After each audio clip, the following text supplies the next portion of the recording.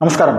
വരാനിരിക്കുന്ന 2026 നിയമസഭാ തെരഞ്ഞെടുപ്പിന് മുന്നോടിയായിട്ട് കേരളത്തിൽ BJP വലിയ രീതിയിൽ ലക്ഷ്യം വെക്കുന്ന ഒരു തിരഞ്ഞെടുപ്പാണ് 2025. അടുത്ത വർഷം നവംബർ ഡിസംബർ മാസങ്ങളിൽ നടക്കുന്ന തദ്ദേശ സ്വയംഭരണ സ്ഥാപനങ്ങളിലേക്കുള്ള വലിയ ഒരു തെരഞ്ഞെടുപ്പ്. ഇത് യഥാർത്ഥത്തിൽ BJPയുടെ സംഘടനാ സംവിധാനത്തിന്റെ ശക്തി തെളിയിക്കുന്ന ഒരു കാര്യം തന്നെയായിരിക്കും. നിലവിൽ 20% വോട്ടുകൾ ഇപ്പോൾ ഈ കഴിഞ്ഞ പാർലമെന്റ് തെരഞ്ഞെടുപ്പിൽ BJPക്ക് ലഭിച്ചിട്ടുണ്ട്. അപ്പൊ BJP അടുത്ത സ്റ്റെപ്പ് നോക്കുന്നത് 25 മുതൽ 30% വരെ വോട്ടുകൾ കേരളത്തിൽ വർദ്ധിപ്പിച്ച് തദ്ദേശ സ്വയംഭരണ സ്ഥാപനങ്ങളിൽ കൂടി കരുത്ത് തെളിയിച്ച് ആ വോട്ട് ബാങ്കുമായിട്ട് നിയമസഭാ തെരഞ്ഞെടുപ്പിനെ നേരിട്ട് 30 മുതൽ 60 വരെ സീറ്റുകൾ കേരളത്തിൽ നേടിയെടുക്കുക. ഇതാണ് യഥാർത്ഥത്തിൽ BJP മുന്നോട്ട് വെച്ചിരിക്കുന്ന ഒരു വമ്പൻ പ്ലാനിങ്. ഈ പ്ലാനിങ് നടപ്പിലാക്കാൻ BJPക്ക് സാധിക്കുമോ എന്നുള്ളത് നമ്മളൊന്ന് പരിശോധിച്ചാൽ തൃശ്ശൂർ BJPക്ക് എങ്ങനെ ജയിക്കാൻ സാധിച്ചു? ഈ ജയിക്കാൻ സാധിച്ചത് അത് നിസ്സാരമായിട്ടാണോ? അതിന് മുന്നേ എത്രത്തോളം തയ്യാറെടുപ്പുകൾ BJPക്ക് ഉണ്ടായിരുന്നു? കേവലം സുരേഷ് ഗോപി എന്ന് പറയുന്ന ഒരു വ്യക്തി BJPയുടെ സ്ഥാനാർത്ഥി ആയതുകൊണ്ട് മാത്രമാണോ തൃശ്ശൂരിൽ BJPക്ക് മുന്നേറ്റം ഉണ്ടാക്കാൻ സാധിച്ചത്?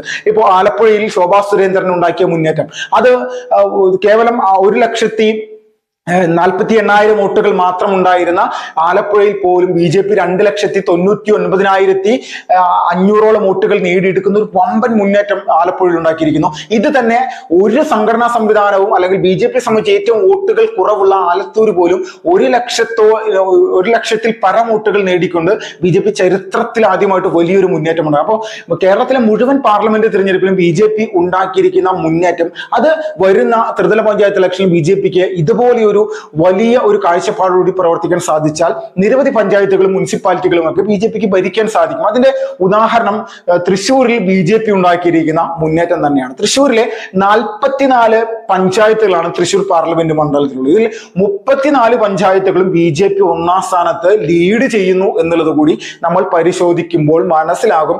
തദ്ദേശ സ്വയംഭരണ സ്ഥാപനങ്ങളിലേക്ക് നടക്കുന്ന തെരഞ്ഞെടുപ്പിൽ തൃശ്ശൂർ പാർലമെന്റ് മണ്ഡലത്തിൽ മാത്രം ഈ 34 പഞ്ചായത്തുകളിലും BJPക്ക് മികച്ച രീതിയിൽ ഭരണം കൈക്കലാക്കാൻ പറ്റുന്ന തരത്തിലേക്കുള്ള സാഹചര്യങ്ങൾ ഒരുങ്ങിയിരിക്കുന്നുണ്ട്. നമ്മൾ LDFന്റെ സ്ഥാനാർത്ഥിയായിട്ടുള്ള VS സുനിൽകുമാർ, അദ്ദേഹത്തിന്റെ പഞ്ചായത്താണ് അന്തിക്കാട് പഞ്ചായത്ത്. അന്തിക്കാട് പഞ്ചായത്തിൽ 16 ബൂത്തുകളാണുള്ളത്. ഈ 16 ബൂത്തുകളിൽ 15 ബൂത്തുകളിലും BJP ഒന്നാം സ്ഥാനത്തെത്തുന്നു.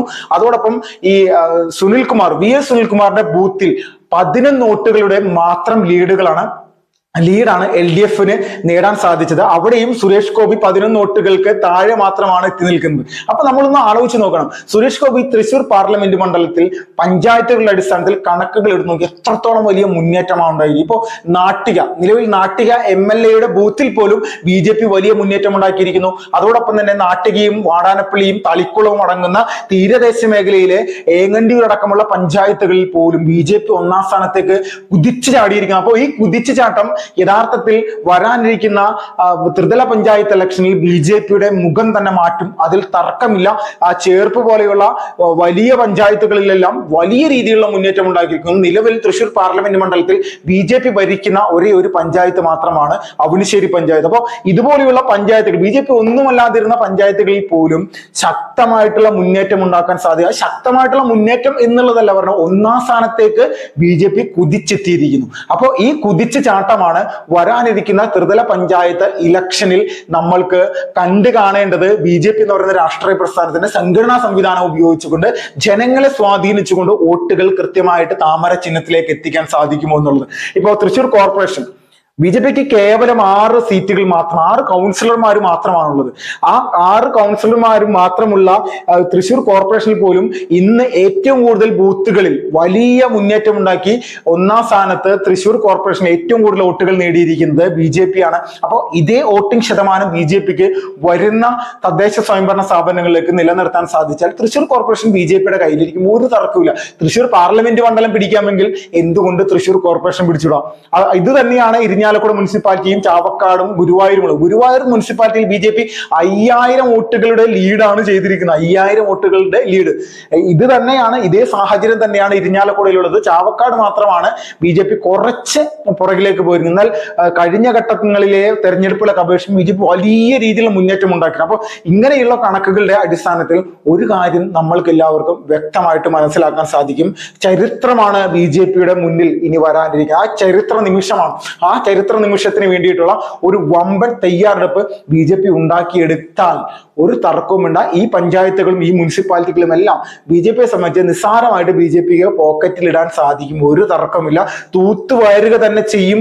ഹരിത കുങ്കുമ പതാക അത് കൃത്യമായിട്ട് തൃശ്ശൂരിലെ അല്ല കേരളത്തിലെ മുഴുവൻ സ്ഥലങ്ങളിലും പാറിക്കാനായിട്ട് സാധിക്കും. അതിന്റെ ഉദാഹരണമായിട്ട് കമ്മ്യൂണിസ്റ്റ് കോട്ടകൾ പാർട്ടി ഗ്രാമങ്ങളിലടക്കം BJP ഉണ്ടാക്കിയിരിക്കുന്ന വമ്പൻ മുന്നേറ്റമാണ്. കണ്ണൂർ പോലും പാർട്ടി ഗ്രാമങ്ങളിൽ ചരിത്രത്തിൽ ആദ്യമായിട്ട് വലിയ ഒരു വോട്ട് ബാങ്ക് വർദ്ധിപ്പിക്കാനായിട്ട് BJPക്ക് സാധിച്ചതൊക്കെ ഈ പ്രവർത്തനത്തിന്റെ അടിസ്ഥാനത്തിൽ. ഇത് മുന്നോട്ട് കൊണ്ടുപോകാൻ BJPക്ക് എത്രത്തോളം ഇനി സാധിക്കുമെന്നുള്ളത് നമ്മൾക്ക് നോക്കിക്കാണുക എന്നുള്ളത് മാത്രമേ ഈ ഒരു സമയത്ത് പറയാനുള്ളൂ. Vipin Lal, fast reports.